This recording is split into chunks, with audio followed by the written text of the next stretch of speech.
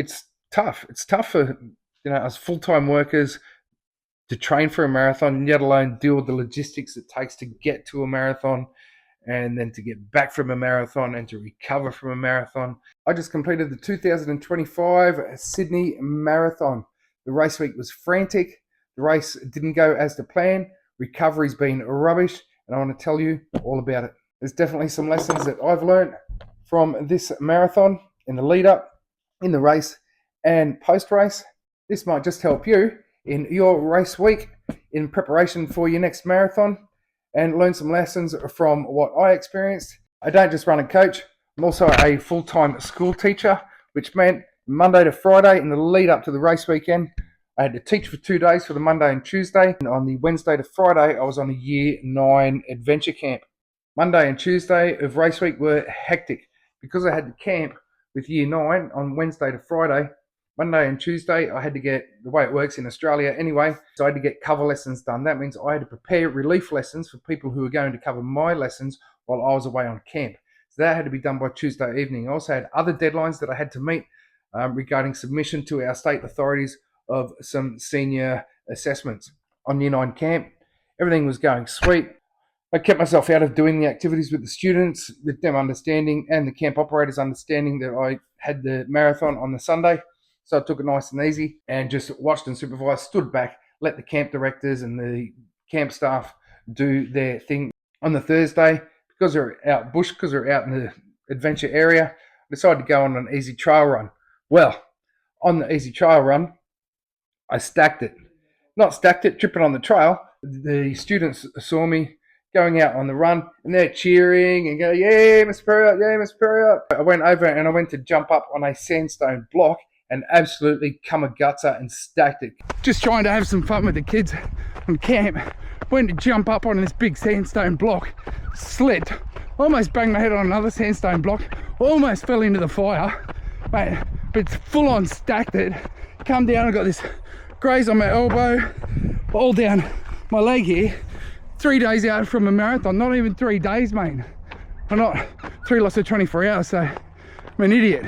So that's on the Thursday. Then on the Friday, I start getting the sniffles, start getting hay fever. I'm continually sneezing. My nose is running like a tap. After the camp, got back to school at 3 in the afternoon, straight into the car, 3-hour drive down to Brisbane Airport from where I live. Onto a plane, flight down to Sydney, arrived down in Sydney, probably about 11 o'clock, and booked into the hotel. Woke up on the Saturday and the symptoms were getting worse. I started to develop a dry cough. My head was getting more blocked. Sinusitis was starting to develop. I was pretty low on energy. In the lead up, I'd been eating well, so that was fine. Carb loading sensibly for the race. On the Saturday night, my son who was with me, my 18-year-old son, he'd gone to visit some friends in Sydney, and with some circumstance beyond his control, he didn't return to the hotel until about 10:30, 11 o'clock at night. That's the night before the race. I had to stay up so that I could give him access to get into the hotel room.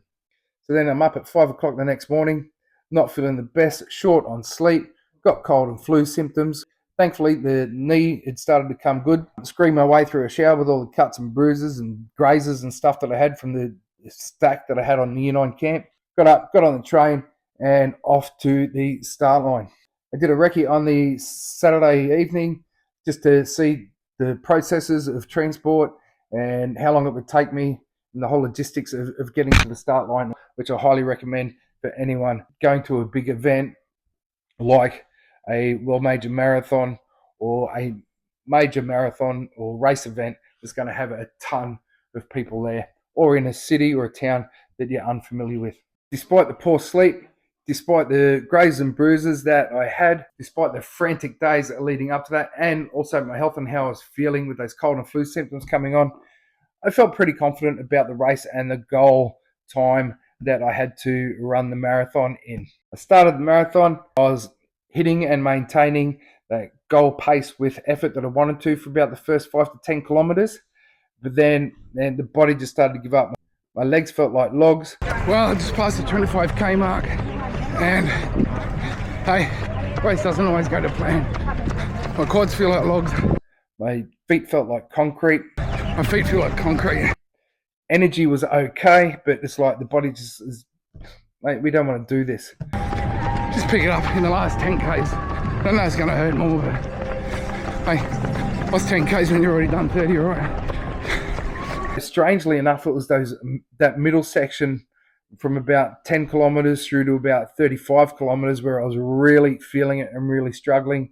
A lot of run walk. My heart rate was jumping right up for the pace that I was usually able to maintain in training. In hindsight, now I know that's because I was carrying those cold and flu symptoms, which was affecting my ability to work.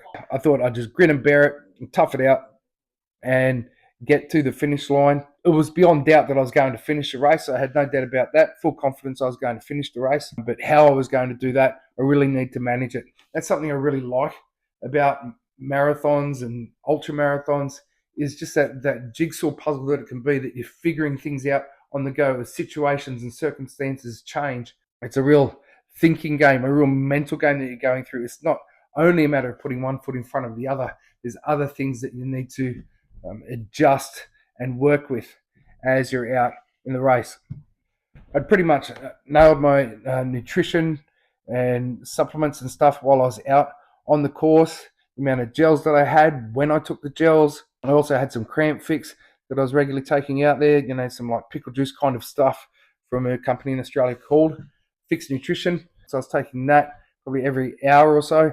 I'd totally blown out my time. As disappointed as I was that I knew I'd blown out my time and there was no way to really catch it up, it was great that I was confident out there on the course because I managed myself on the course, managed myself in the race to make it to that finish line. When it got to that final, probably about 7 Ks, I think it was, and I said, I'm just going to grip my teeth and just endure the pain, endure the suffering, let the lungs scream, let the heart rate go up, let the legs hurt, embrace that pain, and took it home hard to the finish line. Less than a K to the finish. Got a good, strong finish. Everything's hurt. Lungs are screaming. Everything hurts. That's why you do it. It's easy. Everyone would do it. You don't train so the race doesn't hurt. We train so we can tolerate the pain. In some ways, I think kind of having to back off and manage an easier, more doable, manageable race strategy enabled me to really enjoy the marathon vibe even more than what I probably would have. Embracing the crowd interactions, the scenery of Sydney Harbour and the Sydney CBD. It was just a fantastic atmosphere, great vibe there in Sydney for the Sydney Marathon, and I highly recommend, if you can get into the Sydney Marathon by whatever way means possible, tick that one off your bucket list, because it's just a great vibe. With a fantastic spot to finish the race, the iconic landmark of the Sydney Opera House. From there, there's a finishers area where you follow this route, which is around 500 metres or so, where you collect your medal, you walk down, they give you a bag of goodies to help you recover, protein bar, apple, some electrolytes. But then it starts getting frantic again for me, the ways or means, and maybe I just didn't research it properly or investigate it properly. But my son was supposed to meet me there around the finish line. I was an hour overdue anyway. He didn't know whether he'd seen me or whether he'd missed me. So he headed back to the hotel.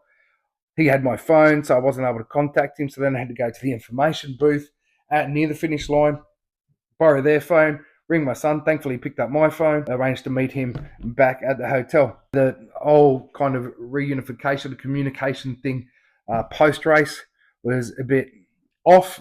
Once I met him back at the hotel, packed the bags, got ready to go.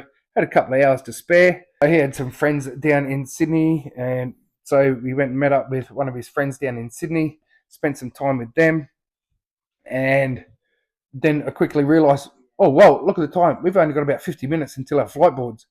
Thankfully, we were only a few suburbs, maybe 17 minutes or something like that. It was the Uber to the airport. So we quickly gather, say our goodbyes, jump in the Uber, off to the airport terminal, get just inside the airport terminal after we've been dropped off by the Uber, go to grab my phone. Stupid here has left his phone on the seat in the Uber. So then we're stuffing around. We're running late. It's kind of late as it is for our flight. So we're stuffing around trying to find the help on the Uber, on his Uber app, on his phone. but we can't get a login because I go to log into my Uber and it sends a login code to my phone. We can't reach Uber. Thankfully, both boarding passes are on Preston's phone. We're able to go and board anyway and figure out sort out this phone mess when we get back home. We get onto the flight, explain, look, we're sorry, we're the last people on the flight, by the way. Explain to the check-in at the terminal gate for the flight, sorry we're so late, had problems, left the phone on the Uber, blah, blah, blah. Show the boarding passes, we get on. As we get on, before I'm actually seated, I'm in the aisle and walking down the aisle towards my seat. I get a tap on the shoulder by a flight attendant. She says, "Excuse me, are you Jason Perriott?" I said, "Well, yes, I am." And she goes, "Well, here's your phone." Could not believe it. In some miraculous kind of way, the Uber driver must have spotted it or seen it or gone to check the back, whatever, grabbed the phone. She knew where the terminal was. She knew where we were headed and what terminal I was at because of the chat that we'd had in the Uber. And she'd obviously returned it just in time to get the phone back to me. It doesn't end here. Then we get on the flight, 90-minute flight from Sydney back to Brisbane, and it's a 3-hour drive for me to get back home. I get back home, we're home about 11:30, so in bed maybe about 12 a bit after, and head off to work the next morning. Get there, showing off the medal, but things seem to be going fine. I can still feel the sickness kind of coming on. But I think the flu coming on, but then the lowered immune system because I ran a marathon and a whole bunch of stuff just coming together.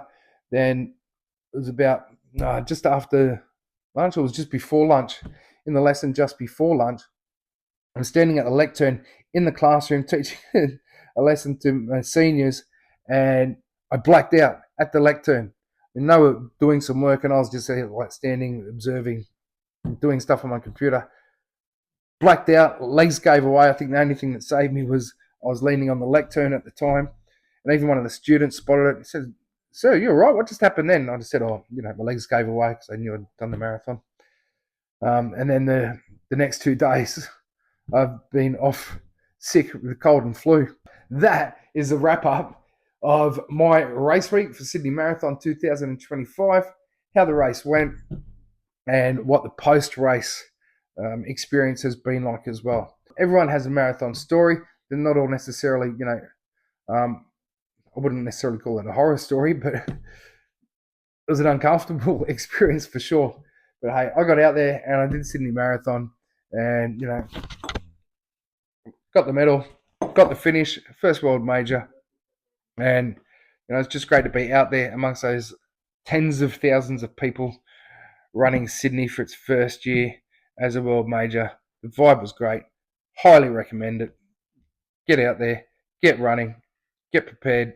And it's tough. It's tough for, us full-time workers to train for a marathon, yet alone deal with the logistics it takes to get to a marathon and then to get back from a marathon and to recover from a marathon as well.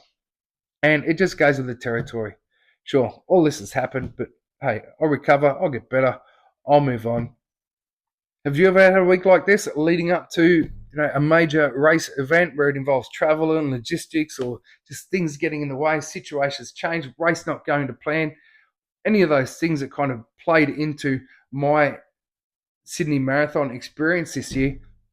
Does any of that relate to you in some way? Please share it down in the comments. I'd love to hear your story and see you share it with others here.